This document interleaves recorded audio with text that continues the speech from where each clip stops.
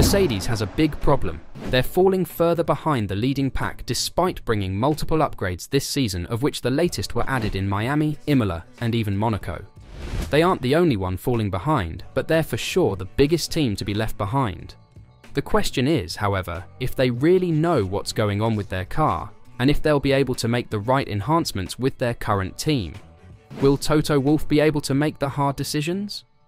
Mercedes abandoned its Formula One car design 12 months ago with a big improvement package shown during the Monaco Grand Prix. Instead of the famed zero side pods, a more usual method was used.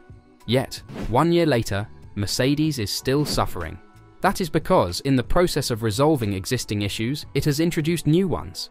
That is why it not only doesn't win races, but it is also smashed by one of its customer teams. Mercedes team principal Toto Wolff describes McLaren's comeback over the last year using the same engine as a fantastic recovery story, changing the team from an afterthought to a podium regular and Grand Prix winner. But what about Wolff's team's less spectacular turnaround story? And, considering McLaren's remarkable turnaround, why hasn't Mercedes? What went wrong for them? And is it fixable before the regulation changes? When Mercedes made that extremely noticeable adjustment for Monaco 2023, the outside world's attention was naturally drawn to the removal of the prominent zero side pods. But, as the team has often stated, that was not a significant shift. Instead, technical director James Allison referred to the underfloor, back brake drums, ducts, and front wing. There were additional changes to the front suspension to increase platform stability. This was all about putting Mercedes on the path to having a car that could run low enough to provide the necessary downforce without experiencing bouncing or porpoising issues. The Mercedes W15 is the culmination of that shift of direction. Nonetheless, it is definitely fourth best in 2024, both in terms of Constructors' Championship position and average speed, having just jumped ahead of Aston Martin. That at least confirms Allison's assertion that the side pod adjustment was insignificant. However, Mercedes remains well behind the top three, Red Bull, Ferrari, and McLaren. And while it was able to compete with those teams in Monaco, the prior weekend at the more traditional Imola was arguably more indicating. After finishing 6th at Imola, Lewis Hamilton stated that the race pace disadvantage was 3 or 4 tenths per lap, and that type of lap time increase is not in the wind tunnel at the moment for Mercedes. However, using Imola as a case study, it is evident that Mercedes has made significant improvement over time. Wolff described Mercedes' most recent visit to Imola as awful, with the team's massive bouncing issues in the early days of the current regulations in 2022 being revealed severely. Mercedes is still dealing with the consequences of originally choosing the wrong path, but there are hints that it is catching up. Since its major car upgrades a year ago, Mercedes has achieved absolute improvement in the sense that its cars are typically quicker than their predecessors. Mercedes has been faster in 5 of the 6 tracks visited by F1 in 2024 that were utilised last year, with the exception of Miami. However, in relative terms, it has marginally regressed. It was little over 0.5% off the pace at the end of last season and is now just under 0.7% off this year. Can they recover from this disadvantage? While last year's W14 was constrained by the car's core architecture, it was expected that modifications to the monocoque, gearbox, and most importantly, suspension design, would open more development possibilities. And despite the mixed results, the car's constant growth demonstrates that greater potential is being realised, even if it isn't fast enough to move up the rankings. Allison believes that the number of hard points on the car that need to be modified has decreased. It is now only a matter of hard effort and consistent progress to return Mercedes to respectability. The side pods were not the most significant alteration. However, it is worth noting that their removal increased the ability for other teams to manipulate the airflow around the exterior of the side pods. Instead, when discussing ideas, it's more about the ride heights you envision the car running at, how you get there, and how you approach making it function throughout a wide variety of corner speeds and circumstances. Allison confessed that last year's car was designed to run a bit too high by carrying over the 2022 car idea, and underestimating the potential offered by changes to floor height rules over the winter, which Mercedes advocated for but did not fully utilise. Mercedes fixed that with this year's model, and the increased anti-lift on the front suspension and anti-squat on the rear suspension are all about allowing the car to run low enough to create downforce without bouncing or porpoising issues. This season has been marked by a steady stream of upgrades. In Miami, the front wing was redesigned with a different chord length and floor edge changes. Then, in Monaco, George Russell used the only replacement front wing available. In Montreal, both drivers will employ this front wing, which trackside engineering chief Andrew Chauvelin views as a step in the right direction. Just as discarding the zero side pods in 2023 constituted forsaking a visually visible innovation, so does the 2024 front wing. The new wing replaces the one-of-a-kind design launched by Mercedes earlier this year. To comply with requirements, a strip of carbon fiber was used to link the front wing's narrower top flap to the nose.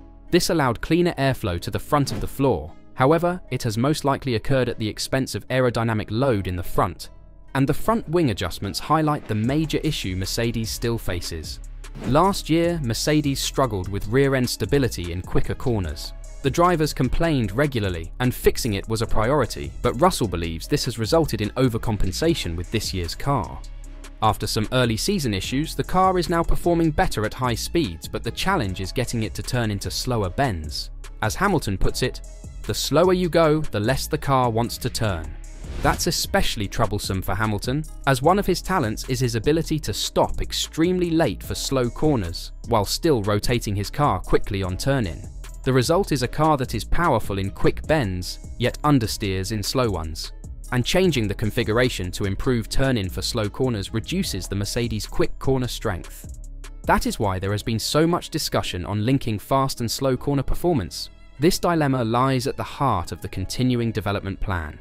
Allison anticipates that significant progress will have been accomplished by the summer break, and right now, Mercedes isn't looking for huge makeovers or magic bullets in the hopes of returning to race wins and title competition. Instead, it's about making continuous progress. Wolff describes Mercedes' strategy as no longer including zigzagging in terms of growth direction. This is what has resulted in several false dawns, followed by slumps. But Wolff now claims that Mercedes has discovered something essential that gives it confidence in its future development strategy.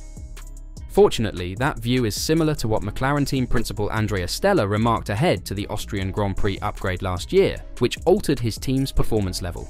Unlike McLaren, Mercedes does not anticipate a rapid jump ahead.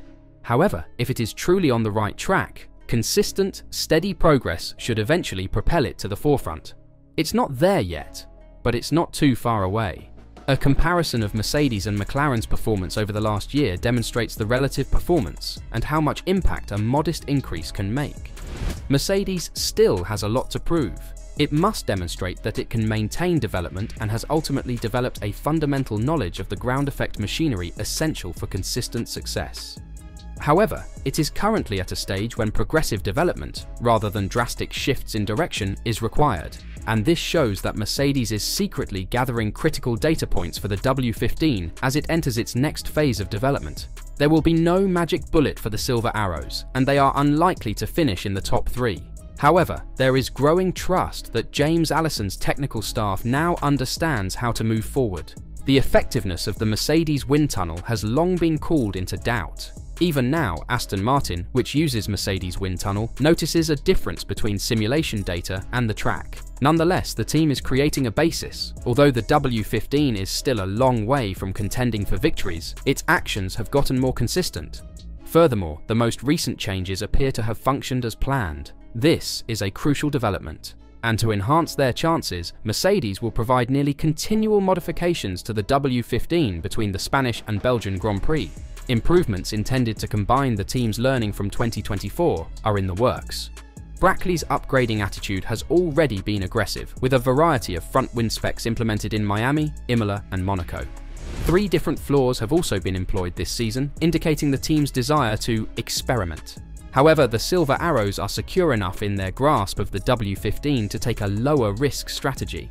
Mercedes' upgrade schedule will remain aggressive for the foreseeable future. Although Monaco is an anomaly, Hamilton and Russell were more satisfied with the car's balance.